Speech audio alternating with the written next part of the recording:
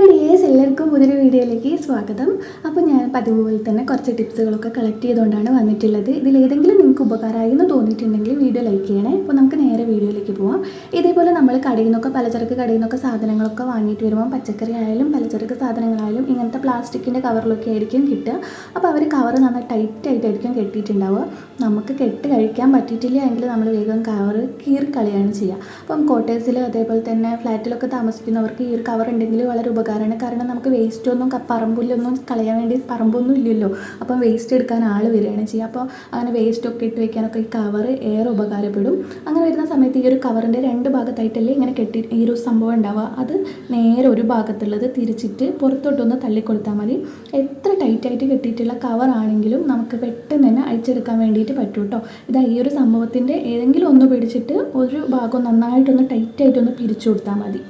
അടുത്തൊരു ടിപ്പിലേക്ക് പോവാം. നമ്മൾ പഞ്ചസാരയൊക്കെ ഇട്ട് വെക്കുന്ന പാത്രത്തിൽ എങ്ങനെ നോക്കിയാലും ചിലപ്പോൾ എറുമ്പ് കയറിക്കളിയും. അങ്ങനെ ഈ ഒരു ഉറുമ്പിനെ കയറാതിരിക്കാൻ വേണ്ടിയിട്ട് ഒരു 2, 3, 4 നമ്മുടെ ഗ്രാമ്പു എടുത്തിട്ട് അതിലേക്ക് ഇട്ട് കൊടുത്താൽ മതി. അപ്പം ഉറുമ്പ് ഈ ഒരു പരിസരത്ത് വരില്ല കേട്ടോ. പിന്നെ അതും അല്ലെങ്കിൽ നമുക്ക് വിനാഗിരി ഒരു തുണിയിലേക്ക് എടുത്ത് കുറച്ച് 2, 3 തുള്ളി വിനാഗിരി ഒരു തുണിയിലാക്കിയിട്ട് ഈ ഒരു ബോട്ടിലിൻ്റെ പുറം ഭാഗത്തായിട്ടൊന്ന് തുടച്ചു കൊടുത്താലും മതി. അങ്ങനെ ചെയ്യുമ്പോഴും എറുമ്പ് ശല്യം നമുക്ക് പൂർണ്ണമായിട്ടും ഒഴിവാക്കാൻ വേണ്ടിയിട്ട് പറ്റും കേട്ടോ. പഞ്ചസാരേൻ്റെ അകത്ത് ഉറുമ്പ് കയറത്തില്ല. അടുത്തൊരു ടിപ്പിലേക്ക് പോകാം. അതിന് വേണ്ടിയിട്ട് ഞാനിവിടെ ഒരു മുട്ടയാണ് എടുത്തിട്ടുള്ളത്. അപ്പോൾ നമ്മൾ മുട്ട പുഴുങ്ങുമ്പം ചിലപ്പം മുട്ട ഒന്നായിട്ട് തോട് പൊട്ടിയിട്ട് മൊത്തം വെള്ളത്തിലേക്കായി പോവും. അങ്ങനെ ആവാതിരിക്കാൻ വേണ്ടിയിട്ട് ചിലപ്പോൾ ഉപ്പിട്ട് കഴിഞ്ഞാലും ചിലപ്പോഴൊക്കെ പൊട്ടി വരുന്നതായിട്ട് കാണാൻ വേണ്ടിയിട്ട് പറ്റും. പക്ഷേ എങ്കിൽ ഒരു 1/2 സ്പൂണോളം വിനാഗിരി നമ്മൾ മുട്ട പുഴുങ്ങുന്ന വെള്ളത്തിൽ ഒഴിച്ചു കൊടുക്കുകയാണെങ്കിൽ മുട്ട തോട് പൊട്ടിപ്പോകത്തില്ല കേട്ടോ. കുറേ സമയത്ത് നമ്മൾ തിളപ്പിക്കുകയാണെങ്കിലും തോട് ഒരിക്കലും പൊട്ടിപ്പോകത്തില്ല. അപ്പോൾ ഇതൊന്ന് ട്രൈ ചെയ്ത് നോക്കൂ കേട്ടോ. അടുത്തൊരു ടിപ്പിലേക്ക് പോകാം. അതിന് വേണ്ടിയിട്ട് ഞാനിത് അവിടെ ഒരു ഗ്ലാസ്സിൽ വെള്ളം എടുത്തിട്ടുണ്ട്. ഇനി ഈ ഒരു ഗ്ലാസ്സിലേക്ക് ഞാനൊരു മുട്ട ഇട്ട് കൊടുക്കുന്നുണ്ട്. അപ്പോൾ ഇതാ നോക്കിക്കുക, മുട്ട നന്നായിട്ട് അടിയിലേക്ക് പോയിട്ടുണ്ട്. ഗ്ലാസിൻ്റെ അടിഭാഗത്തായിട്ടാണ് മുട്ട പോയിട്ട് ഉള്ളത്. ഇനി ഞാനത് എടുത്ത് മാറ്റാൻ പോവുകയാണ്. അപ്പോൾ ഈ ഒരു മുട്ടയ്ക്ക് ഒരു യാതൊരുവിധ കുഴപ്പമില്ല, ചീഞ്ഞതോ അങ്ങനത്തെ കേടായതോ ഒന്നുമല്ല. ഇനി ഞാൻ അടുത്തതായിട്ട് വേറൊരു മുട്ട ഈ ഒരു വെള്ളത്തിലേക്ക് ഇട്ട് കൊടുത്തിട്ടുണ്ട്. അപ്പോൾ ഇതാ നിങ്ങൾക്ക് നോക്കിയാൽ തന്നെ മനസ്സിലാവും അത് ചീഞ്ഞ മുട്ടയാണ്. കാരണം ഈ ഒരു മുട്ട വെള്ളത്തിൻ്റെ അടിഭാഗത്തേക്ക് പോവാതെ ഈ ഒരു വെള്ളത്തിൻ്റെ മുകൾ ഭാഗത്ത് തന്നെയായിട്ട് പൊങ്ങിക്കിടക്കുന്നുണ്ട്. നമുക്ക് കുറേ അധികം മുട്ടയൊക്കെ വാങ്ങിക്കുമ്പം ചീഞ്ഞ മുട്ടയൊക്കെ ഉണ്ടെങ്കിൽ ഇങ്ങനെ ചെയ്ത് നോക്കിയാൽ അത് തിരിച്ചറിയാൻ വേണ്ടിയിട്ട് പറ്റും കേട്ടോ. അപ്പം ഇങ്ങനെ എപ്പോഴെങ്കിലും ഇങ്ങനെ പറ്റിയിട്ടുണ്ടെങ്കിൽ ഇതേപോലെ ഒന്ന് ട്രൈ ചെയ്ത് നോക്കുക. അടുത്തൊരു ടിപ്പിലേക്ക് പോവാം. നമ്മുടെ വീട്ടിൽ കേടായിട്ടുള്ള ചാർജറോ അല്ലെങ്കിൽ ഉപയോഗിക്കാത്ത ചാർജറോ ഒക്കെ ഉണ്ടെങ്കിൽ അത് നമുക്ക് എളുപ്പത്തിലൊരു മൊബൈൽ സ്റ്റാൻഡ് ആക്കിയിട്ട് ഉപയോഗിക്കാം കേട്ടോ. ഇതേപോലെ നമ്മൾ കിച്ചണിലൊക്കെ എന്തെങ്കിലും പണിയൊക്കെ എടുക്കുമ്പോൾ ഫോണിലൊക്കെ എന്തെങ്കിലും വീഡിയോസൊക്കെ കാണുന്നവരാണെങ്കിൽ നമ്മൾ കുപ്പീൻ്റെ മുകളിലൊക്കെ വെച്ചിട്ടായിരിക്കും ചിലപ്പം കാണുക. അത് താഴെ വീണ് കഴിഞ്ഞാൽ ഫോണ് പൊട്ടിപ്പോവും. ഇങ്ങനെയാണെങ്കിൽ വീഴത്തൊന്നുമില്ല. നമ്മൾ അത്രയും മുകളിലും അല്ലല്ലോ വെക്കുന്നത്. ഇതേപോലെ നമുക്ക് എളുപ്പത്തിൽ ഇങ്ങനെ ഒരു മൊബൈൽ സ്റ്റാൻഡ് ആക്കിയിട്ട് ഈ ഒരു ചാർജർ ഉപയോഗിക്കാൻ പറ്റും.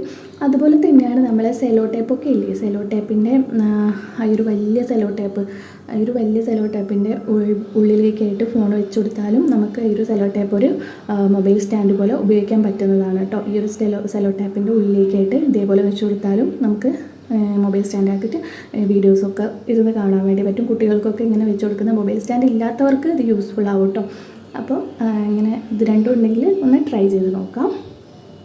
അടുത്തൊരു ടിപ്പിലേക്ക് പോവാം. അതിന് വേണ്ടിയിട്ട് ഇതാ പച്ചമുളകാണ് കേട്ടോ. നമ്മൾ കുറേ അധികം പച്ചമുളകൊക്കെ വാങ്ങിക്കുമ്പം ഫ്രിഡ്ജിൽ വെച്ചിരുന്നാലും 1, 2 ആഴ്ചയൊക്കെ കഴിയുമ്പോഴേക്കും പച്ചമുളക് ചീഞ്ഞ് പോകാനും ഉണങ്ങിപ്പോകാനൊക്കെയുള്ള സാധ്യതയുണ്ട്. അങ്ങനെ ഉണ്ടാവാതിരിക്കാൻ വേണ്ടിയിട്ട് ഈ ഒരു പച്ചമുളക് നമ്മൾ വാങ്ങിക്കുമ്പം തന്നെ അതിൻ്റെ ഈ ഒരു ഞെട്ടില്ല, ഈ ഒരു പച്ചമുളകിൻ്റെ ഈ ഒരു ഞെട്ട് ഇങ്ങനെ പൊട്ടിച്ച് കളഞ്ഞിട്ട് നമുക്കൊരു ബോട്ടിലേക്ക് ഇട്ടിട്ട് ഫ്രിഡ്ജിൻ്റെ ഡോർ സൈഡിൽ വെച്ചിട്ട് സൂക്ഷിച്ചാൽ മതി കേട്ടോ. 1 മാസം കഴിഞ്ഞാലും പച്ചമുളക് യാതൊരുവിധ കുഴപ്പവും പറ്റില്ല, നല്ല ഫ്രഷ് ആയിട്ട് തന്നെ ഇരിക്കും കേട്ടോ. ഈ ഒരു ഞെട്ടെടുത്ത് കളഞ്ഞാൽ മതി. പിന്നെ ഈ ഒരു ഞെട്ട് നമ്മൾ ചൂടുവെള്ളത്തിലിട്ട് തിളപ്പിച്ചിട്ട് അതിൻ്റെ അകത്തേക്ക് കുറച്ച് വിക്സും കൂടെ ഇട്ട് ഒന്ന് സ്പ്രേ ബോട്ടിലേക്കാക്കി സ്പ്രേ ഒക്കെ ചെയ്ത് കൊടുത്താൽ വീട്ടിലുള്ള പല്ലി ശല്യം നമുക്ക് പൂർണ്ണമായിട്ട് ഒഴിവാക്കാൻ വേണ്ടിയിട്ട് പറ്റും കേട്ടോ. ഈ ഒരു ഞെട്ടിന് അതിനുള്ളൊരു കഴിവുണ്ട് കേട്ടോ. അതിന് അടുത്തൊരു ടിപ്പിലേക്ക് പോവാം.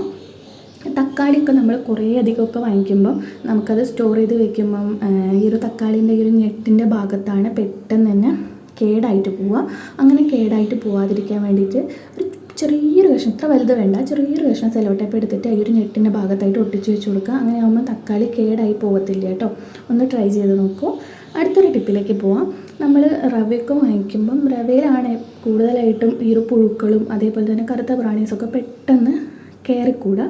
അങ്ങനെ കറുത്ത പ്രാണികളും അതേപോലെ തന്നെ പുഴുവൊന്നും വരാതിരിക്കാൻ വേണ്ടിയിട്ട് ഈ ഒരു റവ നമ്മൾ വാങ്ങിക്കുമ്പോൾ തന്നെ ഒന്ന് വറുത്തിട്ട് എന്തെങ്കിലും കണ്ടെയ്നറിൽ വെച്ച് സൂക്ഷിക്കുകയാണെങ്കിൽ ഇത് എത്ര നാൾ കഴിഞ്ഞാലും ഇതിൻ്റെ അകത്തേക്ക് പുഴുവോ അല്ലെങ്കിൽ കറുത്ത കളറുള്ള പ്രാണിയോ അല്ലെങ്കിൽ പൂത്തുപോവോ ഒന്നും ഉണ്ടാവില്ല. നല്ലോണം കേടാവാതെ തന്നെ ഒരുപാട് നാൾ നമുക്ക് സ്റ്റോർ ചെയ്ത് വെക്കാൻ വേണ്ടിയിട്ട് പറ്റുമേ. അടുത്തതായിട്ട് ഒരു പാത്രത്തിലേക്ക് ഞാനിതാ കുറച്ച് പൗഡർ ഇട്ട് കൊടുത്തിട്ടുണ്ട്. പിന്നെ ഒരു അരമൂട അളവിൽ ഒരു മഞ്ഞൾപ്പൊടിയും കൂടെ ഇട്ട് കൊടുത്തിട്ടുണ്ട്. ഇനി ഇതിലേക്ക് കുറച്ച് വെള്ളം ഒഴിച്ചിട്ട് നല്ലപോലെ ഒന്ന് മിക്സ് ചെയ്ത് കൊടുക്കുക. ഇതെന്തിനാന്ന് വെച്ചാൽ മഴക്കാലമൊക്കെ ആകുമ്പോഴാണ് ഉറുമ്പ് ശല്യം കൂടുക. മുറ്റത്തൊക്കെ നല്ലോണം കുറ്റി കെട്ടിയിട്ട് ഉറുമ്പ് ശല്യം ഉണ്ടാവും. ഈ ഒരു ഉറുമ്പ് ശല്യമൊക്കെ അകത്തേക്കൊക്കെ വരുന്ന ടൈമിൽ നമുക്കിതൊരു സ്പ്രേ ബോട്ടിലേക്ക് ആക്കിയിട്ട് സ്പ്രേ ചെയ്ത് കൊടുത്താൽ മതി. ഈ ഒരു മഞ്ഞൾപ്പൊടി ആയാലും പൗഡർ ആയാലും ഉറുമ്പിനെ കഴിക്കാൻ വേണ്ടിയിട്ട് ബെസ്റ്റ് സാധനമാണ് കേട്ടോ. ഈ ഒരു പൗഡറും മഞ്ഞൾപ്പൊടിയും കൂടി ചേരുമ്പോഴുള്ള സ്മെല്ല് കാരണം ഉറുമ്പ് പിന്നെ ഈ ഒരു വഴിക്ക് വരില്ല. ഇതേപോലത്തെ ഒരു സ്പ്രേ ബോട്ടിൽ ഉണ്ടെങ്കിൽ കൂടുതൽ എളുപ്പമായിരിക്കും. ഇങ്ങനെ സ്പ്രേ ചെയ്ത് കൊടുത്താൽ മതി. നമുക്ക് ഉറുമ്പ് ശല്യം പൂർണ്ണമായിട്ട് ഒഴിവാക്കാൻ വേണ്ടിയിട്ട് പറ്റും.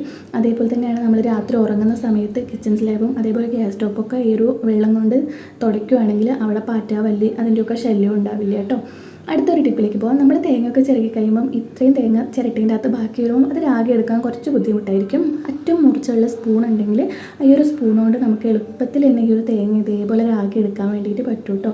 അപ്പോൾ ഇത് അറ്റം ഇങ്ങനെ മുറിച്ചുള്ള സ്പൂണല്ല, അങ്ങനത്തെ സ്പൂൺ കൊണ്ടാകുമ്പോൾ കുറേ എളുപ്പത്തിൽ നമുക്ക് അതിങ്ങനെ അതിൻ്റെ അകത്തുള്ള ബാക്കി വന്നിട്ടുള്ള തേങ്ങയൊക്കെ ചുരണ്ടിയിട്ട് എടുക്കാൻ വേണ്ടിയിട്ട് പറ്റും.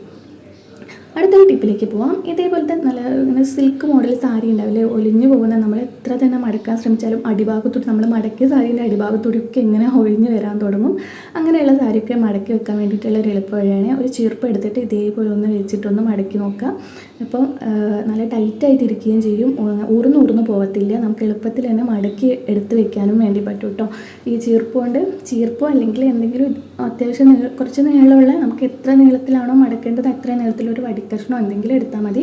നമുക്ക് എളുപ്പത്തിൽ തന്നെ മടക്കിയിട്ട് എടുക്കാൻ വേണ്ടിയിട്ട് പറ്റും കേട്ടോ. ഈ ഒരു ചീർപ്പിൻ്റെ മുകളിലാണെങ്കിൽ കൊണ്ട് ഇതേപോലെ ഒന്ന് എനിക്ക് വീഡിയോയിൽ കാണിക്കുമ്പോൾ നമുക്ക് സ്ഥലപരിമിതി എല്ലാം കൊണ്ടാട്ടോ ഞാനതിങ്ങനെ അത്യാവശ്യം നിങ്ങൾക്ക് കാണാൻ പറ്റുന്ന രീതിയിൽ ഞാൻ അഡ്ജസ്റ്റ് ചെയ്ത് വെച്ചിട്ടുണ്ട്.